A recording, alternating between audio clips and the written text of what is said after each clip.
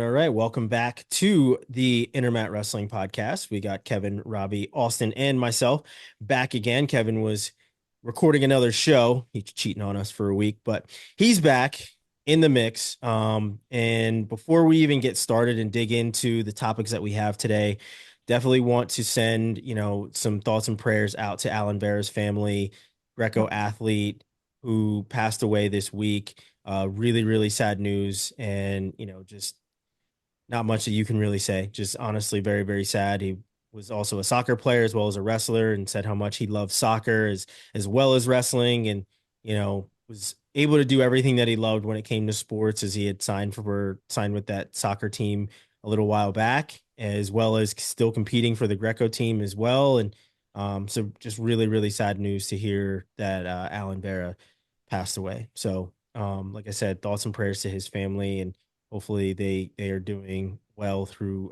everything that they're going through.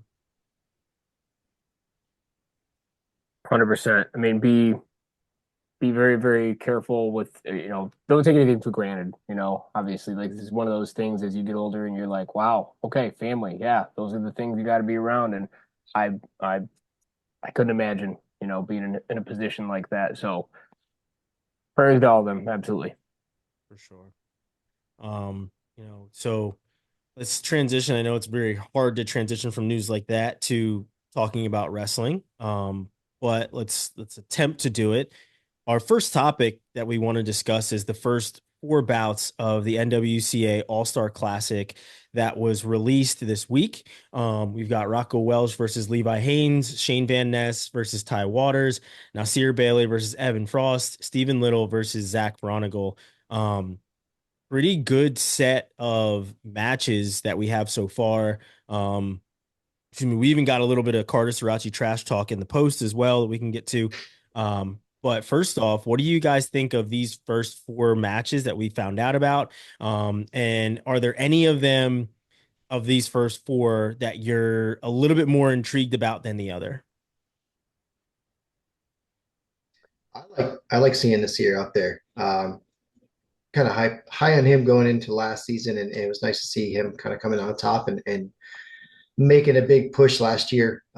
So it's nice to see him get some shine preseason, get out there in the spotlight a little bit more for the program as well. So that one's a fun one in my mind. Mhm. I completely agree. I'm rocking my little rock stuff here. But I was going 197. We haven't seen Zach Bronigal in a minute, at least in the collegiate ranks. And I mean, his ascension at 197 has been so much fun to watch. I guess he was at 84 before then, but he's just so physical and Mhm. so dominant. And I'm looking forward to seeing him with another year of, primarily Greco training. Stephen Little, All American, all credit to him. And again, I'm wearing the Little Rock shirt, so I know how good he is. But he's going to be going up against a man in Zach Bronigal. See, I think Bronigal gets like de facto dad strength from his hairline, even though I don't think he has a kid that I'm aware of, but I think he gets the vibes of the dad strength from that, and you see the physicality with it. Well, if let's be honest, if you heard the Bronicles talk, right, like the thick accent, and they're just all those brothers just beating the hell out of each other, I'm sure like that it's physical, going to get physical, different Yep. levels to it. So we'll see Yeah, how. the basement in that house has probably seen a fight or two and a lost tooth or two.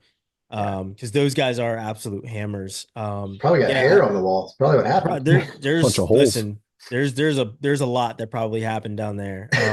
I agree with you, Robbie, with seeing Nasir out there. And mostly because like we talked a lot last year about how these guys at Little Rock were going to be probably hit really hard with the donor money and the NIL money and everything else being thrown at them from being at such a small program. I was fortunate enough to be at Elite Eight calling those matches over this past weekend with the assistant coach at Little Rock, Albert White, and awesome guy. Was awesome to sit talk and chat with him about his guys and the program and everything that they're building. And I think that those guys are they're going to keep ascending. I would not be surprised to see Little or Bailey be at the top of the podium before they're done at Little Rock.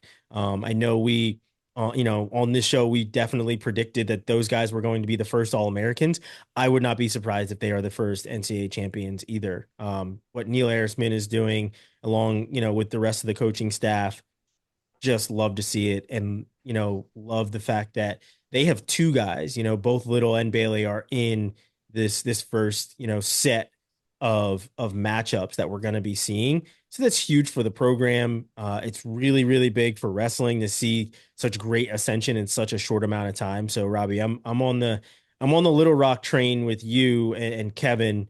I don't have the shirt to go along with it, but I'm certainly drinking the Kool-Aid when it comes to Little Rock. Austin, I any have one thoughts on this? upstairs. I'm gonna go wake the kids up to grab it though. So Yeah, I was going to bring up the point about two guys from Little Rock in the All Star event. You kind of said that there. That I think that's really cool. You see two Penn State guys, which is expected. There's probably going to be more, so especially since it's at Penn State this year. But it's just the first four bouts. But you expect Iowa in there, you expect Michigan, but you see two Little Rock guys. I think that's really cool, really eye-opening for the program, and I'm looking forward to that 74 match. It'll be now that Levi Haynes is confirmed to be up two weight classes. See how he handles Rocco Welch there, and I like 49 as well with Van Ness coming back from injury, and Waters. He's fun to watch. He's a goer, man. I think those two are the ones I'm looking at. I mean, all of them are really good, obviously, but those are just two that kind of stuck out in my mind. yeah, Waters had a Yeah. motor. That guy's A lot of cool he's a tattoos in goer. this graphic too, between Yeah. Welch and Waters. It really takes away if you put that in black and white. So I'm glad they went full color on Yeah, for sure. that layout. I think What? what you hit on there, and it needs to be kind of emphasized, is, and I know he gets a lot of props, but Arisman has done just a phenomenal job from the get-go, starting that program from nothing, from being effectively an empty building to building into what it is now. Um, great support from the staff, great support from his school, and never afraid to jump to a challenge, never afraid to get his guys out into the spotlight.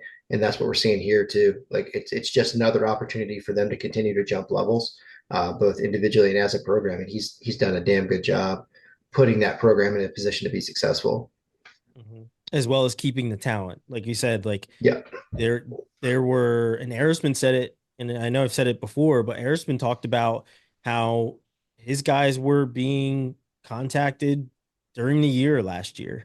And he said it during the presser at NCAAs where he's like, I already know that my guys are being contacted.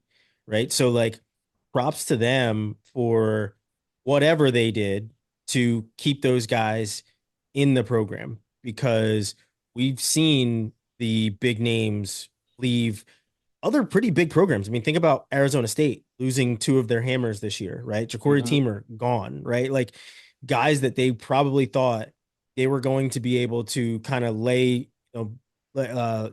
kind of rest the gold around their neck at the end of the year, right? And it's just like they're gone. So the fact that we have this very small program that is already lighting things up when it comes to being on the podium, and not only that, now they're in the All Star Classic a year later. Huge props to them. The matchup that I really can't wait to see, and we just saw Levi Haynes at the trials where he looked pretty damn good, to be honest, is with Rocco Welch. I mean, Welch obviously NCAA runner-up last year to Carter Sirachi. Levi Haynes, a champion down at a much lower weight than he's going to be at.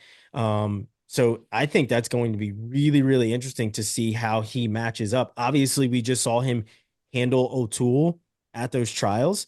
And I think if you put O'Toole versus Welch in any of this, you're thinking O'Toole's going to come out on top of that, right? And now you see Haynes stepping in, and it's essentially could be his weight class to take over with the ascension for him. So that's probably like, outside of being a fan and loving the fact that Little Rock is getting some shine, that is the most intriguing matchup for me, because we've only got a very small sample size of 174-pound Levi Haynes. I'm going to make my pick in that one, and I'm going to take Haynes. Like I said, I know we have a small sample size, but it wasn't like the match that he had with O'Toole wasn't a fundamentally folk style match. Like it wasn't like there Yeah. was anything that he was doing in that freestyle match that he wouldn't do in folk style. So it's just like the control that he showed, how he went about attacking a guy like O'Toole, who is much bigger and who has been bigger than him for quite a long time. He's like, I'm not cutting any weight anymore. This is basically natural weight for me. I feel great in this weight class. And you saw it at the trials. So I'm going to go with Haynes. I think that he has already, brought the motor with him to the weight class. And I think that's what's going to differentiate him in this matchup. What are your guys' thoughts on this matchup specifically? Yeah, I mean, Haynes at 174 is going to be interesting. There were times last year where you could tell that the weight cut was getting to him. I mean, by the time NCAA's rolled around, he clearly looked like he had it together and was in the right spot. But yeah, during the Big Ten season, it was just, and again, match to match, it's really hard to, go through the season the way he did. But yeah, I think it's going to be interesting to see what he does there. And let's not forget Rocco wasn't the starter for most of the year, right? He had a great NCAA run, and I'm not trying to take anything away from him by saying it this way, because I'm a huge Rocco fan.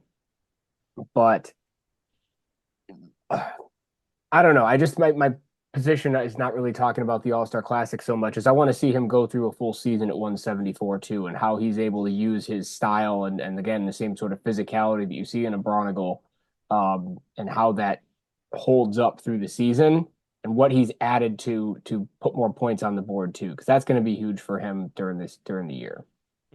Keeping up with a guy like Levi in this match in particular, though. Agreed. Austin, Robbie, anything? Yeah, I mean, part of me is it's early in the year. How big is Levi Haynes going to be? Is he going to be a full size 174 yet? Is that going to take some time to develop?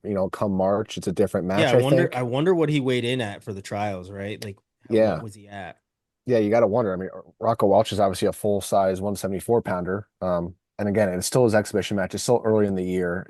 These matches are tough to predict, but I'm kind of leaning Welch just based on size. And, I think that loss in the NCAA finals may have maybe stick around with him, might have an anti-Penn State thing in his mind, but yeah, I just don't based think on he needed it. size.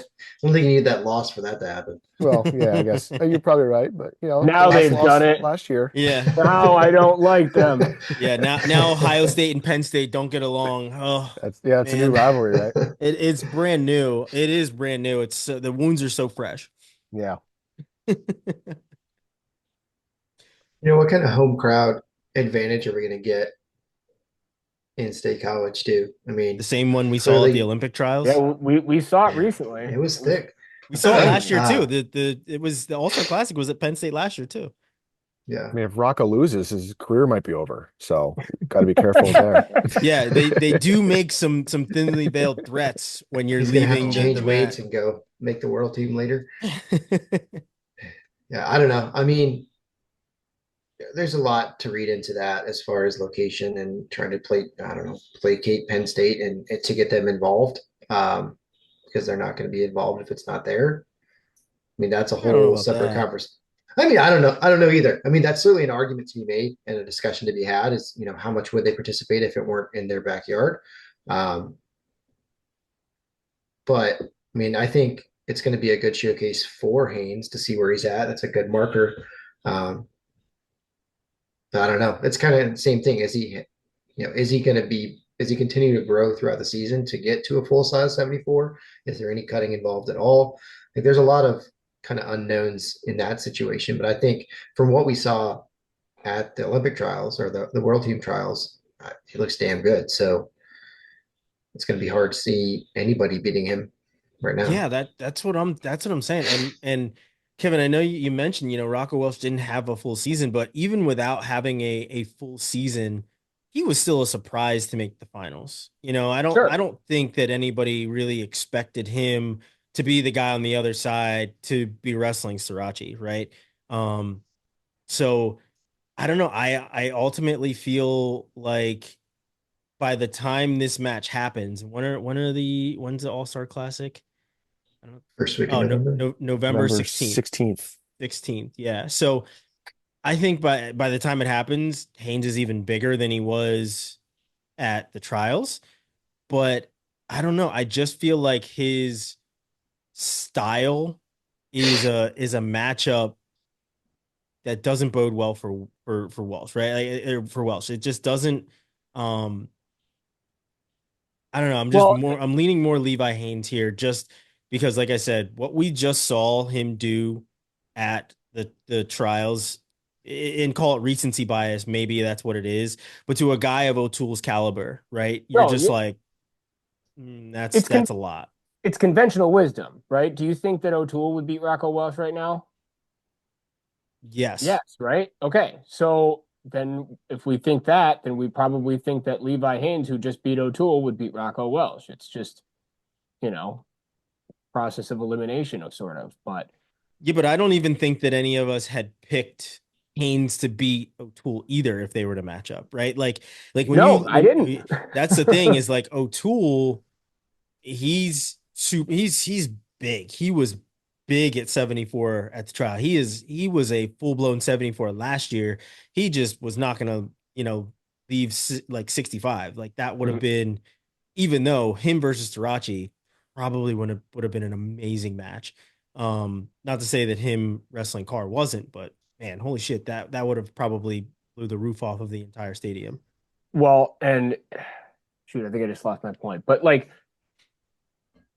O'Toole, I lost my point. I completely lost it. But no, point being, yeah, he's awesome. He's really, really good. He's certainly a full-size guy. Oh, that's what it was. It was a week ago when I was recording Blood Round. That's what I realized. Like I was looking through the brackets as we were talking about, and recapping the trials, and I go, oh wow, I didn't realize that Levi Haynes beat Keegan O'Toole. And then I watched the match and I was like, oh yeah, he just kind of He took beat it him, to beat him. him. Yeah, it was just takedowns. Yep. It's not like he caught him in a trap arm gut and they went out of bounds and that was, 75% of his points. Not at Yeah. all. So, by the way, also a match to watch. I think we talked about it probably before it happened, but Andonian and Will Lewan, that was a fun one. So check that out. A couple big All moves of there. Andonia's matches were fun. His match with Yeah. Ian Parker was fun too.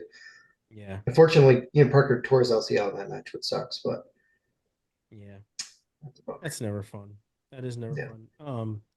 The next match on here is Shane Van Ness, obviously another Penn State guy, but he had a season ending injury last year, was out for the entire season, and he's got Ty Waters. And I think as the season went on, we kind of felt like this would have been a huge matchup to be last year as well. But we're gonna get it at the All Star Classic. I can't wait to see how Van Ness is coming off of injury.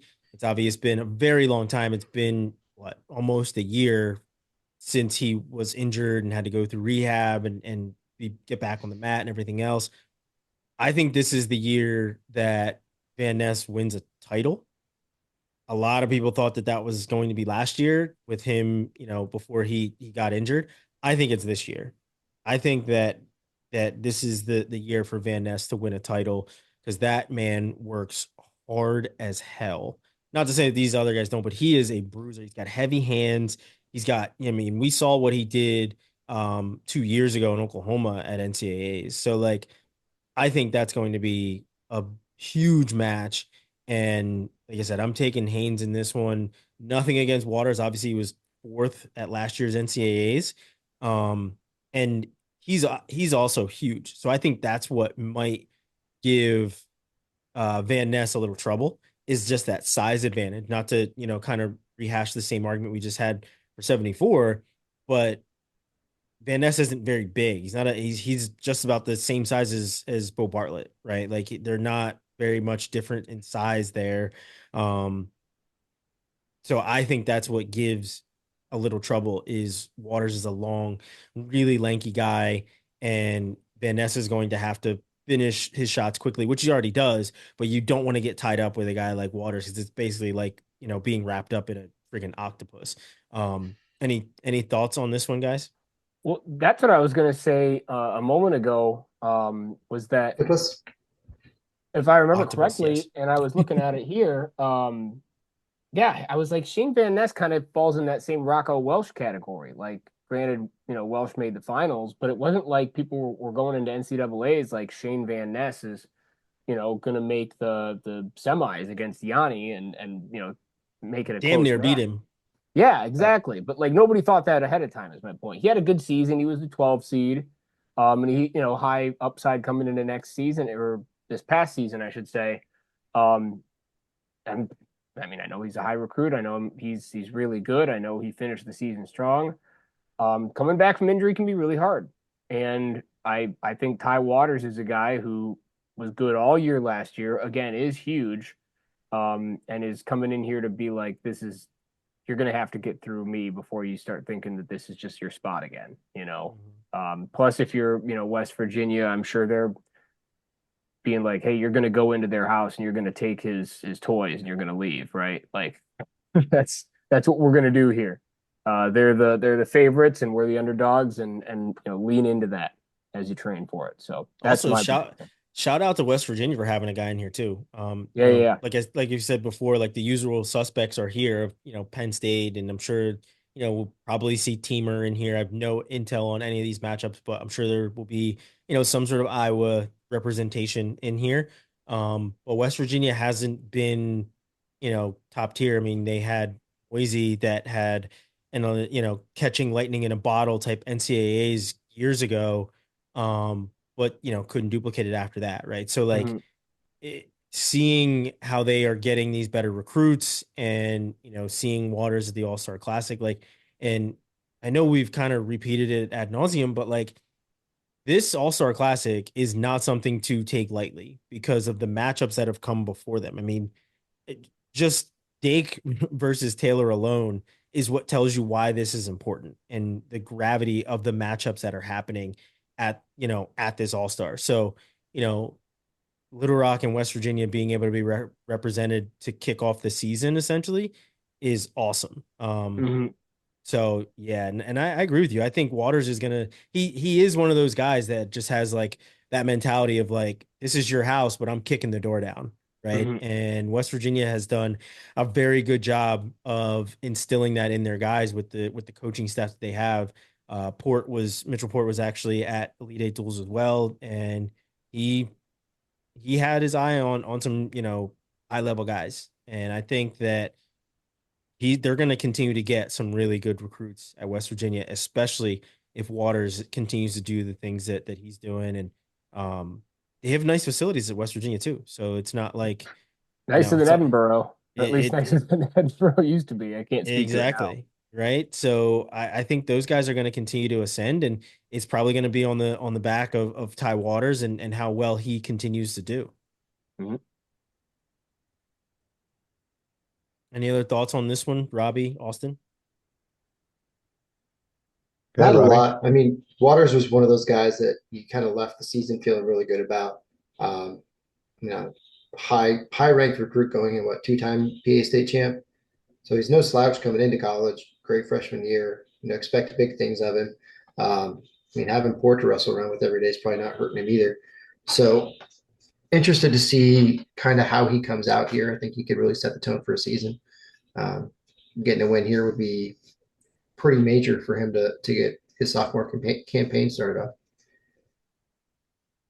Yeah, I agree. And just obviously, we talked before Van Ness coming off that injury. What kind of wrestling has he done up to this point? Um, what kind of wrestling will he do up to November 16th? We kind of talk every year. Penn State kind of eases their way into the season a little bit. They don't really have too many tough matches in the first semester. I don't think that's a horrible thing to say. That's kind of the truth that they do. And um, yeah, it's interesting to see him coming off injury wrestling in this event. I was a little maybe not shocked to see that, but I was thinking that's one guy I wouldn't see there because just injury and kind of easing him back into it. Yeah, that is probably the most shocking thing, right? It's just the fact that he hasn't wrestled in a year, and his first match back is going to be against a guy that he could potentially see in the NCAA finals. Yeah. Um, so that's a hell of a way to test it, and it's going to be a very good match, I believe. Um, 33. We talked about Bailey, but um, Frost is definitely no slouch, and obviously these guys were both in the bracket last year. I can't remember if they hit. I don't have the bracket in front of me right now, so I can't remember if they hit at all. I'll look it up Um, quick. I was just looking up.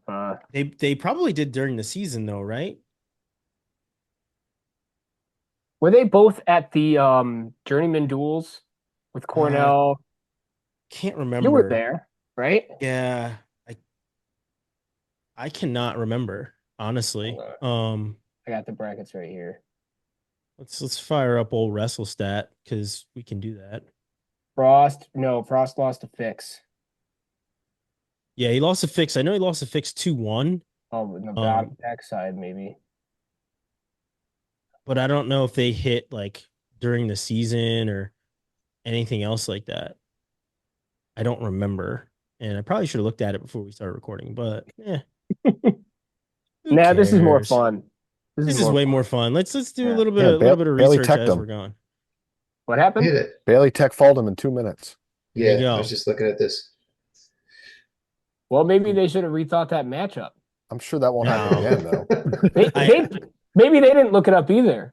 Yeah. no, I think they go off the improvement, right? Like that's a that's a hell of a first match, right? And for them to be now meeting in the All Star Classic when they're both ranked top 5, and even though Frost teched him, Bailey outplaces him at NCAAs, so that also Wait, speaks. Other way around. other way around. Bailey Bailey tech Tech Frost. Frost. Yeah. Oh, Bailey tech Frost. Oh, okay, my bad. Probably took him down and turned him a bunch, would be my guess, because Yeah, Bailey's a beast on Yeah, top. looks like some tilt very land in true. that video. Um, Can no we matter address? what's I'm that. sorry. No, Can I we was gonna say address no the? matter what, I'm going with Bailey, but go. Yeah, no, I agree. I'm full on with Me Bailey too. this Now that year. I know he teched him. That I was there before I knew that stat. um, why has it gone from being a preseason event to being 2 weeks into the season? Because this used to be, Yeah. and it used to not count on records too, correct? I Because it don't know if used it to still be, I don't think it still does. I don't think it does now. Yeah, Count on records, that it still is. doesn't count on records, I don't believe, except for the Yeah. record of public opinion, which Yeah. Yeah, I think we're, fans and we definitely use it, but I don't think it's used in like bracketing, right? Like if okay. Frost beats Bailey in this, I don't think it counts to like towards like NCAA seeding, right? Um, I mean, it might because it might when it comes to human error and movement, right? But not in the sense of record Head-to-head versus record, matchups. So yeah, but I mean, you're right about it not being before the season anymore. Because I Very liked that. I different. liked that being that was why it was called the kickoff classic because it kicked off the season. It was the week before actual matches started. And that was always I felt like it was always a good way to kind of get everybody energized and back into the swing before everything ramps up. So I know things change and schedules are what schedules are, but I like that being a preseason event. Yeah. With my pick being Bailey, I do think it is way closer this time around. Because you saw the improvement, and I mean, you can say what you want about Dayton Fix kind of shutting down his offense in later, more tense rounds at NCAAs. But if Frost was a match that Dayton Fix felt he could open up in, he opens up in that match because we've seen him do it. We've seen him do it a ton in early round matchups. He's in, he's out, he's done. He's back at the hotel. Obviously, this was a later round match, so he's a little bit more puckered, I guess you could say. And Frost was right there with him, right? And they wrestled a number of times. Fix beat him 8-5. And then it was tiebreaker the next time they wrestled. And he beat him 8-5 2 weeks prior at Big 12s. And then after that, they went to tiebreaker and it was 2-1. So who knows what changed or what Frost was doing. And mind you, they also wrestled again earlier on in the season, and every single time they wrestled, Frost was, right there getting closer and closer, right? It went from 11-5 to what did I say, 8-5 or 11-3 to 8-5 to 2-1 in ultimate in tiebreaker. So like that's testament to the growth and everything that happens at Iowa State as well. So I think, even though Bailey teched him at the beginning of the year in their dual meet, literally in the first period, Jesus, um, I think Bailey is the favorite, but not by as much as people probably think, basing it off of their previous meeting. That's just, I think that's probably pretty safe to say. Now, we already talked about Van Ness coming back off an injury. Zach Ronigal is coming back off of an Olympic red shirt, and he's up a weight, right? I think he was at 97 He was at before. 97. He was Yeah. at 84, and he spent 1 year at 97, and then he took an Olympic red shirt. But I think that's, Kevin, like you said, it's going to be really interesting to see how he competes now that he did a full year of just like Greco training, where that is becoming a hand fighting specialist. And it is basically what these guys do at 97. There's not a lot of guys with a lot of movement and slickness and everything else. It's a lot of hand fighting. It's a lot of wrestling in a phone booth. You're not wrestling on the outside. So I, I want to, as much as I would, you know, like to go with Stephen Little because of what we saw last year, I'm going Bronigal here based off the fact that he can do damage inside the ties, and his strength and ability to use his leverage has probably grown exponentially. But he's also really, really good. Like, Mhm. outside of the fact that he's never been an All-American, he's a 3-time NCAA qualifier. He's also really damn good. So I'm gonna go with Bronigal. I'm gonna try not to be such a Little Rock homer in this episode. So I'm gonna go with Bronigal, and I think that the training that he put in over this last year is going to be a huge factor in this matchup. Thoughts, gentlemen? I'm doing the same. It was my match I wanted to see. I think I'm gonna go with the old man Bronigal, just doing old man strength stuff, man. I'm in. Old man Bronigal. It's funny because I Uh, think there were a lot of people that were like, he still has a year left. Like what the hell? I guarantee you he does not get booed though, like Dayton Fix did for being an old man in NCAAs. Robbie, go ahead. Probably. I'm going with Bronigo for the same reason I'm putting Noah Mulvaney on the podium this year. And the bald guys, we got to stick together and support each other throughout the struggles that we're going to have this year. No, really, Bronigo's damn good. Thank you, Kevin. I appreciate it. Mhm. Um, he's really good. It's going to be interesting to see kind of how those tactics play out coming off a year of Greco. And I mean, he's always had good offense. I'm interested to see how that translates if it allows him to open up a little bit more and get to some positions to get his offense going. So excited to see where he's at. Yeah, I mean, I like this match because Little's coming off such a great year, great program. We talk about them all the time. And you got Bronicle, who hasn't wrestled folk style in over a year. So, the excitement from on his part too, to get back in there and be able to touch a leg every now and then might be a little more interesting for him, more exciting for him, but I think you gotta go Bronicle, just the physicality, toughness, and he's what, probably sixth or seventh year senior now. Not to Eighth, not rag ninth. on him, but he's just a little older and a little more experienced, I think. And A lot I of people think go that to goes a school long for way eight here. years. Well, and Remember one remember of the back in pieces. the day when the Van Wilder plan was like some huge joke, and now it's like literally happening every single year. Yeah, Yeah. great movie too. Great movie. Was it us that were talking the other day about peak Tara Reid? Where was that? I don't remember where that was. Could have been anywhere. That was Pete Tara Reid, though. Yeah, it was a Good good movie. spot for her. Man, I cannot keep a thought in my head right now. We're just having so It's because much you're thinking fun. about peak Tara Reid. I Yeah, think that's that's what did I probably it. blame that's you. probably the issue right there.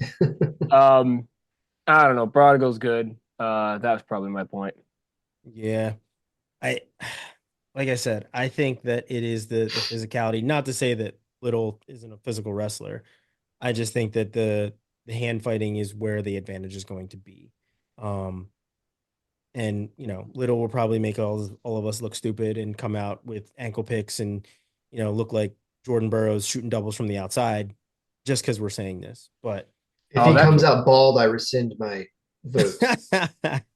that's what my point was going to be, though. It's like I know we talk about like, oh, this guy hasn't wrestled folk style in a while, and it's like, well, first of all, he's been wrestling in college for 8 years, right? And yeah. then second of all, like you don't just like forget how to do it. Like there's it's not like he's like, whoa, I forgot. Like, how does the scoring work here? When do we do the clinch? Isn't there parterre? Like, no, he knows what he's doing. He'll be fine. Yeah, I'm convinced that if Kamal Bay decided to like take a Oh, year of college wrestling, it would be must see. Like I'm here for that. he was Please awesome do. to watch in high school. I remember him trying to jump over Mark Hall. Like he was an insane folk style wrestler. I think, if we brought some of those Greco guys back into the folk style mix, at least guys like him and Jesse Porter that just like absolutely go for it. mhm. Um, it would be something. It would certainly be something to see. But Would yeah, entertain an Ellis Coleman freestyle or folk style run. yeah, I certainly would. I would also entertain a Kyle Day Greco run. I would. I certainly would. He was a Greco champ back in the day as well. So Maybe in his second set of 20s, he can do Yeah, exactly. He's they're gonna coming be around. 23 soon. it. Yeah. Yeah, they're coming back around, I'm pretty sure. He goes back to Fargo, picks up a Fargo title, and then goes Greco. So those are the first couple of matchups we have with the All Star Classic. Good piece of information that was dropped last week. Now let's shift a little bit back to high school, and Jax Forrest released his top 10 schools in the mix are Iowa, Iowa State, Lehigh, Michigan, Nebraska, North Carolina, NC State, Ohio State, Oklahoma State, Penn State. Um, so half of them are state schools. Um, I like my opinion of Bo Bassett. I no longer see him leaving the East Coast. At one point, I saw him going to Oklahoma State because the writing was kind of on the wall of them recruiting him kind of early. In a sense of if you just watched wrestling, you saw Oklahoma State's club coach coaching him at matches. Um, so there's that. But Seems like a hint. yeah, it's just like this. If this relationship is already being fostered now, which I mean, if you're allowed to do it, shit, it's genius. I don't think you are, but I think there's a little loophole that they may have found. Um, but I don't know. I have no idea. Doesn't really make I a feel like it's difference. with 250 miles of Stillwater, right? In Yeah, North I Carolina or mean, Pennsylvania for that matter. it is within the RTC, right? He's in Pennsylvania. He could train in like I think it's within the RTC limits. I think so. Fair. Don't quote me on that. No, but Big I bubbles. originally did see him going to Oklahoma State. I think that Oklahoma State is still one of those schools that ends up in his top five, because of the Taylor factor in all of it. Um, but again, like Bo Bassett, I don't see him leaving the East Coast anymore. Um, what are your guys' thoughts on his top five? Where do you feel like he would fit in the best? And any other thoughts you have on Jax Forest top five? Well, we were talking before we got on here, and the one that kind of stood out to me as a surprise was Lehigh. Um, just because it maybe doesn't have as much cachet, even though it's a great school and a great program. It doesn't tend to be one that's like as glitzy as some of the other schools. Mm-hmm. But I think that kind of shows, kind of like we were saying before, that I think that there is an educational aspect to it that he's actually considering. That there's more than just I'm going to go wrestle somewhere, but he wants to, facilitate his career Maybe be an post engineer. graduation. Yeah. I like seeing both North Carolina schools on there. seeing as he is from North Carolina, right? He moved up Pennsylvania a few years ago, correct? I think so, yeah. So I don't know. good to see that. I think that was the case, if I remember correctly. Yeah. But for me, I think a big part of wherever he ends up going is going to be a culture aspect of the room. And I think I feel that way about all the McCourt guys right now, because they've kind of come together as such kind of a small, tight knit group that's started everything together and done everything together. That the culture of that room is going to be important. That they have something similar that they can kind of go into in the college room and feel like they're part of something bigger, which I think is what a lot of them feel right now. That's a good point. So in Ann Arbor, there's this place called the Arboretum, and it's basically like a big forest. And so like maybe he can go there and just like feel at home. There's lots of other nice places in Ann Arbor to go hang out. So the Is Pinball this a Pete's recruiting pitch, on Clutch? Southview. I'm just talking about things in It Ann Arbor. it sounds like it. It's on the list, is it not? I'm not talking about the Soaring Eagle Casino in Mount Pleasant. I'm talking about the list we're referring to. So no, I mean, my heart says Michigan. For whatever reason, my head says Kevin Dresser's gonna get this done and he's gonna go to Iowa State. I don't know why. Hmm. Necessarily like that fit, but I mean, there's a few ways to look at it. The way I'm looking at it, though, is I mean, he was a high school kid in the Olympic trials, so I think his goals are beyond college. I think it's more RTC. You look at that list, there's only a few proven RTCs that would fit his aspirations, and you're looking at probably Penn State, Michigan, Oklahoma State, Iowa, maybe Ohio State as well. So there's probably five right there that are the top RTCs. But again, if that's his main goal, those are probably the five. But if he's looking for NIL money, maybe Iowa's more in that conversation. Maybe Michigan's more up there. I think I Um, was in that conversation with everyone because of NIL money. I Hell, mean, they'd be in my conversation currently. yeah, I'm sure there's boosters already talking to him, but that's another topic. But yeah, it depends how you look at it too. Like I was surprised, Robbie. I agree with you. Why is Lehigh on the list? Um, yeah, I mean they're not traditionally top 10 like they used to be, but that tradition's still there. They got an up and coming, young team that he might be able to join there, and if he wants to be an engineer, Lehigh's a great freaking school. maybe he That's really likes probably the best. Brown That could be that too. or Let's throw Brown in the Hawks. mix. Yeah, Big Bird fan. If he went to Lehigh, he'd have to become a fan of hills as well because that entire campus is on a very steep hill. makes you Um, tough. and it makes you tough. Yeah, it also makes you hate being there. We used to go to camp there and they would make us run the hills. And then once you get to the hill, there's those very steep stairs outside of Grace Hall that you then have to run all the way up to the top of. So, You get to run. It's a privilege. For all those yeah, engineers there, you think they would have figured something else out. Not very good Listen, planning. Escalators or listen, something. it's an uphill battle, pun intended, when you go to Lehigh. Um, Unlanded. but it's a great school. I love seeing them in there, right? But I mean, Austin and I can completely attest the Lehigh Valley is very much so different than Raleigh, No. or Stillwater, right? Like it is not big business like this, right? Like it It's just just better. doesn't. I mean, it does breed excellence, aka the two of us, but let's be honest, it's very different than a lot of these places, right? So um I'm I don't see him going to the ACC. It's very like it's I just don't. It's Big 10 or Big 12 that I think him going that I think he would end up going to and Big 12 is like it's like Big 10 up here, Big 12 down here. Like it's a far distance between those two.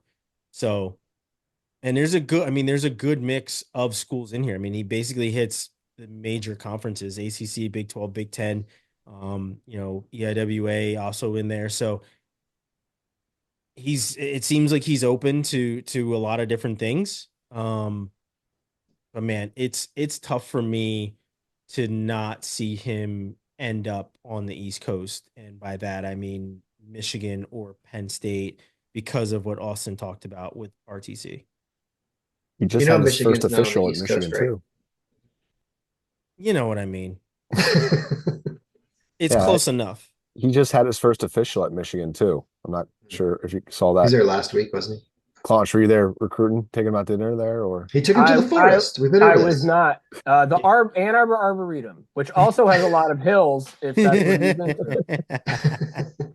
And yes, I do know it's not on the East Coast, but it's close enough, is what I mean. It's not like it's not like having to go to Stillwater east of the or Iowa. Mississippi? Yeah, like it's not like anything that crazy. So maybe I should say East Coast adjacent.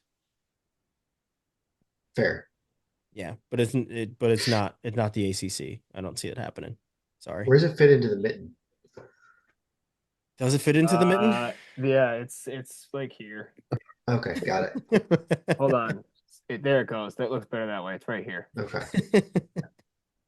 I love how Michiganders always leave off the UP. Like, Yeah, doesn't well, matter. I mean, Not- it's not really inhabitable. I mean, I know there are people that live there, but yeah. All right. Come for the wrestling talk. Stay for the geography, guys. That's fine. Yeah. That's exactly what you're gonna get when it comes to us.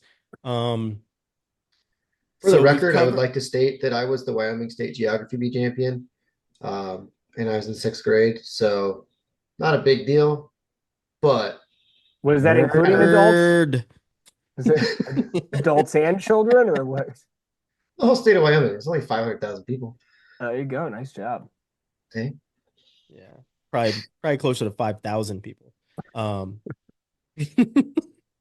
We gonna pretend like Wyoming's huge? No, I'm just kidding. No, it's smaller than Richmond.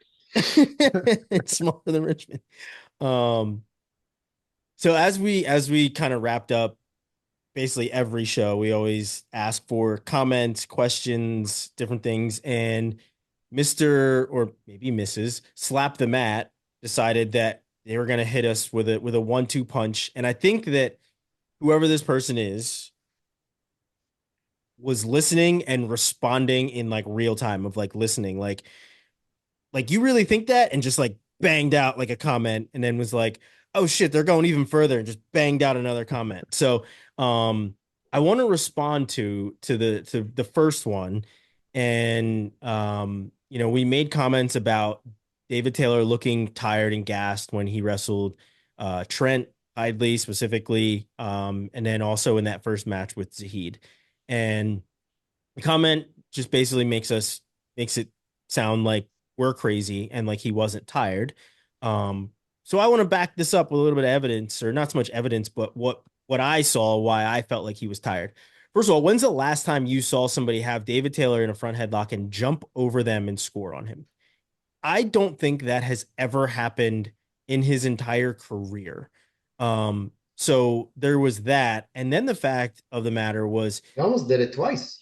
exactly. The fact that he stayed in that position on the edge of the mat. I understand being grounded and everything else, but David Taylor doesn't normally stay in that position. He is a guy that goes out and he scores. He's the original machine gun mentality. Let's call it what it is. And he goes out and he scores a bunch of points. And he looked incredible in his last match. Last match against Zahid looked amazing. Looked really good against Mock as well. But against Trent, he looked pretty tired. And Trent was able to throw that underhook, throw it by, score a takedown, right? Zahid, they went 3-3. Last time him and Zahid wrestled, it was not 3-3. That's for damn sure. Previously to them meeting in the finals, obviously. So, yes, I do think that David Taylor looked a little tired. Reason being is because going from 86 to 92 is 6 kilos. That's over 10 pounds of weight that he's now carrying. And I don't care how much he was training. He wasn't training with anybody in that room at least I don't think, that was on the same level as a Zahid or Trent Hidley, which is why I feel like the weight had a factor. Not that it was anything like training and conditioning wise.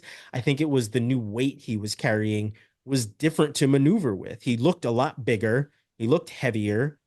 And I think that's why he looked gassed as a result of that. I think Trent had him tired. Um, so your guys' thoughts, at least anything else you want to elaborate on that we talked about last week when it came to, because I think all of us agreed on that. I know Kevin, you weren't there, but I think all of us kind of agreed. He looked a little bit laboring. I mean, even in the corner, he was leaning hard on his coaches. Um, Still a ton of belief in Taylor when it comes to him going to the world to Worlds.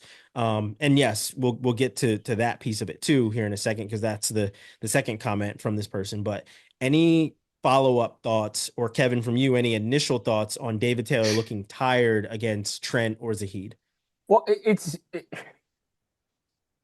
insane to think that he wasn't a little tired. You're tired. Wrestling's hard. You're at the trials. These guys are going hard, and especially a young dude like Trent who could make a locomotive tired just underhooking, pushing it backwards on the tracks, right? So it's not like some negative thing to say David Taylor was tired wrestling those matches, No, those hard matches. it's You an know, my other observation. piece, yeah, my other piece of evidence is, you know what? He was like, shit, I cannot do that again. I got to go pin Zahid immediately. And then he did. And that's why he's David Taylor. He's that good, you know? So I don't know. That's my thought. It's okay that he's tired. It's not a Yeah, I don't knock on think we're trying to his take career. anything away from him at all. It was just very different to see him look lumbering in certain positions, or to Yeah. give up the takedown he gave to Trent when Trent just underhooked him and threw it by, or jumped over his head and scored like it, it was a bit much. We're saying he has to turn in his Hodge trophies and world and Olympic medals. I Like, know the yeah, blasphemy of saying that a guy looked tired. yeah, he did. I get tired talking to Trent sometimes I'm tired because right now. he's just full bore all the time. So I don't blame him. I mean, there's nothing. We're not taking away anything from him. He still won the matches. He still gutted through it, but And it's okay and to he'll be probably tired look too. better. He'll look better at Worlds. You assume he'll be a little more prepared for the size and everything else. Yeah, You for want to cross sure. that bridge now, Ryan? Yeah, isn't that something, right? So the other piece of this is us saying that Taylor's comments about not potentially not going to Worlds, we were playing devil's advocate, right? Like my comment about maybe he was just like, I want to do this, we'll cross the bridge when we get to it, was the other side of the coin. Do I seriously think that they sat down and only talked about David Taylor going to the trials? Hell no. Like, it's not, David Taylor isn't a half-asser. He just isn't. He's going whole ass all the time, every time. So when they have this conversation, it's, I'm most likely going to win this weight. There's nobody there that we could even potentially see beating me. We didn't even think that he was not going to make the Olympic team, right? So like they had this conversation. They sat down, they hashed all of it out, they figured all of it out. This is, in my mind, the comments were the perfect ones to make, absolutely perfect. It's what your administration wants you to say, because they just hired you with a lot of money to do this job, right? They flew back and forth to come see you in a private plane, then flew you to Stillwater in a private plane to do this job. So him saying, my focus is my team, is what he is supposed to say. So at no point do I truly think, or do any of us truly think, that he was like, hey, I'm going to do this thing in like 2 weeks. No, he was training for a very long time. He continued to train. I think he maybe took 3 weeks off from training, maybe not even a month off of training after taking the job. Like I think all of that happened after the Olympic trials, where he was just like, I'm not gonna train. I'm done. He's entertaining this job. He's moving. He's figuring out how to get all of his cows and his chickens and his cold tub and everything At least else, and they're what they're little gonna, cows. They're not full right, size cows, so they're and easier what to they're gonna move. do logistically for everything. So I think he takes that time off to move his family and everything else. But no, I do not think that he took any time. Like it had been a thought for a very long time. This wasn't a spur of the moment decision.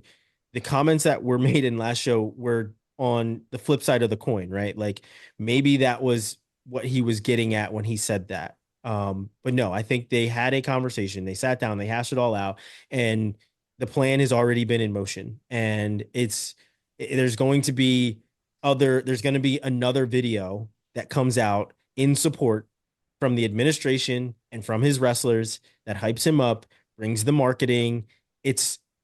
I'm sorry, but it's recruiting, guys. It's recruiting freaking season. And the people that I spoke with at Elite Duels were like, it's a genius recruiting tool. It is a genius recruiting tool that he said the right things. He's doing the right things by the school, by the administration, by his wrestlers, and by himself. And on top of that, he's shooting the school to the top of the charts marketing wise when he is saying, I'm going to be focused on the team. And then it's going to come out and say, I appreciate all of the support from my team, from the administration. I will be going ahead and looking to win another world title. End of story. But no, it was the right move. It was a PR move completely. It's all marketing, and it's a genius marketing tool. And it's almost that's like my thought. The guy who's had a professional camera crew with him for the past few years, following him around everywhere, knows a thing or two about building his brand and highlighting himself and putting himself in a position to be successful. And now he can do that with a high profile program that he is now running. Also, for the record, David Taylor going whole ass is completely different than me being a whole ass. So let's make sure everybody knows the difference. One thing too that's unique about this situation is like, didn't John Smith basically do this in his first season at Oklahoma State too? Like, correct. There's a lot of precedent specifically. Kale did it too. Yeah, there we go. So, I mean, there's enough connecting people and mentors and tissues there for all of this to work out. One other thing, and this just popped into my head. You guys remember when David Taylor was bumping up weight classes initially and decided to come back and wrestle at the Midlands? Mm-hmm. And it was like, awesome, David Taylor wrestling at the Midlands. And it kind of looked like he was tired a couple times and a little slow. And then he shortly thereafter was awesome and winning a bunch of world championships and titles. Like, again, is it that crazy to say maybe that's what just happened?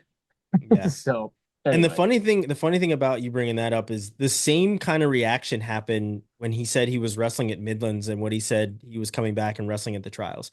People were like, why are you doing this? Why is this happening? You don't need to do this. Like, just, be an Olympic wrestler or whatever. It's like, guys, he's training. Mm-hmm. And I don't think he ever wrestled at Midlands either. So he wanted to wrestle at Midlands. So go do it. Like, if any of us wanted to wrestle at Midlands right now, we could. I don't want to. You want to see somebody look real tired? Exactly. But like, let's call it what it is, guys. Like, he wanted to wrestle at Midlands and he wanted to wrestle at the trials. I think it's, it's genius marketing. He said all the right things. And I think there will certainly be another Oklahoma State, we support our new coach video that comes out in, call it a week, or week or two, where he's like, yeah, I'm going, I just wanted to have that discussion with my wrestlers and everything else, but they're all behind him and they all think that it's really, really cool that he's doing it. I mean, think about that teachable moment, right? Like, how many coaches are like, I was up until 3:00 in the morning watching film so I could be here and make you guys better and this, that, and that. David Taylor's like, I'm literally in this room training with you right now to win a world title. If I can do these things, you can do these things. Mm-hmm. It's those you got to manufacture these coachable moments, fellas. Yeah, I don't know what slapped him at. What did he want David Taylor to say? Like, hey, screw these kids, I'm gonna get my world medal.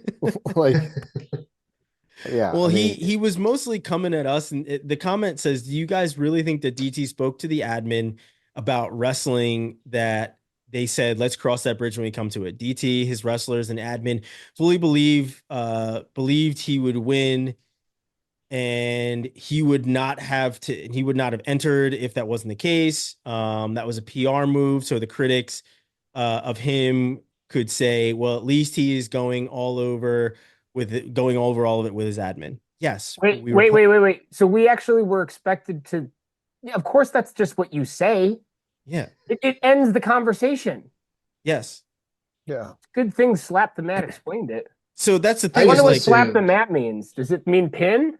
Is that what that means? that's the thing is like at no point where like again we were speaking of the other side of the coin of like maybe this is this was a scenario, maybe that was, but no, like we fully know that you're not just going to speak about going into the trials and that's it. Like it's one step in this entire game. So yeah, we know he was training. We know he was training for a long time. We all heard the rumors about him entering. Pretty sure he spoke with the admin about it probably while they were trying to get him to become the coach. Pretty sure that was a conversation way back then. So I don't think as much as it's been said that, being in the room and wrestling with those guys reignited some sort of fire. The fire wasn't out, guys. It really wasn't out. It We didn't was start it. not. We did not start the fire. It was always burning.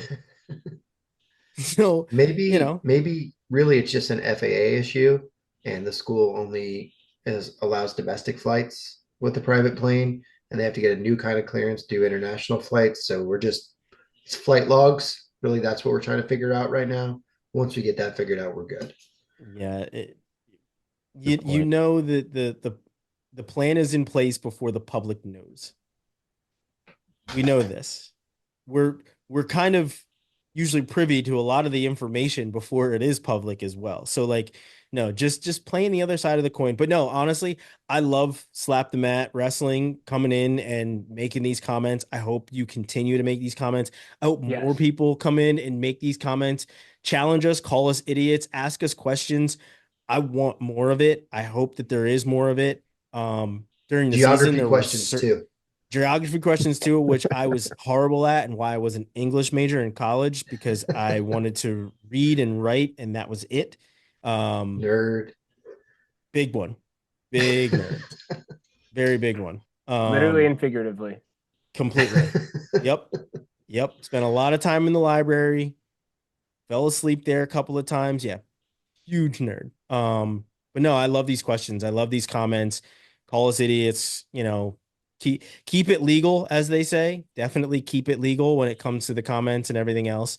But no, I love it. I hope that they continue to come and we continue to grow and stuff like that. Gentlemen, as we wrap up, any other comments, questions, anything that we wanted to get to and didn't get to, anything like that? Yeah, I think David Taylor that just bring ending a note on that with the how do you think he was tired? I think tired might be relative to some people. Like, was he Eric Rahalas tired, or was he, there's another type of tired where he's not quite David That Taylor. is a top tier Yeah. reference. Yeah. Yeah. He was So Eric. like He there's was different Eric kinds of tiredness, Rahala's right? like peak right there. Yeah. I remember I forget who the Big Ten announcer was at the time, maybe Jim Gibbons. He goes, Erica Halls looks tired walking off the bus. Yeah. Yeah. I just I thought that was remember. funny. It was great. It still I'll is. never forget that match. Remember where I was watching that thing. I was like, he is dead on the side of the mat. Somebody get him up. That is an incredible reference. So yeah, he was not Eric Hall tired. He was David Taylor tired, which is still good enough to score a bunch of points and pin people And and win a world do title. awesome things. And Yeah, 10-year tiny cows.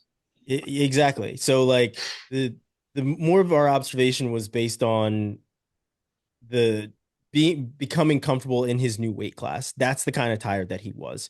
So yeah, and you could see it, and it's okay to point that out. It's just like, yeah, it's an adjustment.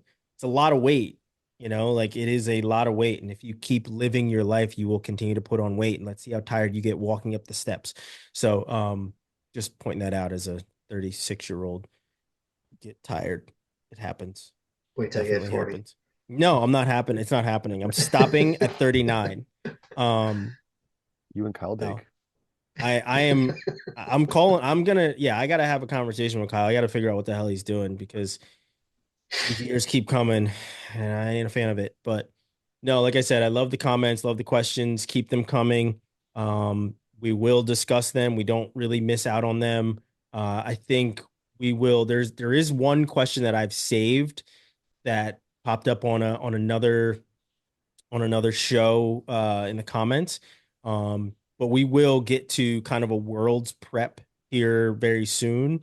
I think Worlds is coming up at the end of October, so when we get a little bit closer, we'll discuss some of those questions and things that people have asked on other shows or some of those other topics about who will be sent in place for other countries as well. So if there are any of those Spoiler questions alert, coming out, 4 golds. four golds would be awesome. Hopefully it happens. But we thought we were gonna get what 4 golds when it came to the Olympics, and we got none. So I don't want to talk about it. the wounds are still fresh with that one. But no, we appreciate you guys for listening. Hit that like, subscribe button, everything that most of these people say on YouTube whenever the show is ending. But yeah, keep all that shit coming, and we'll see you again next time.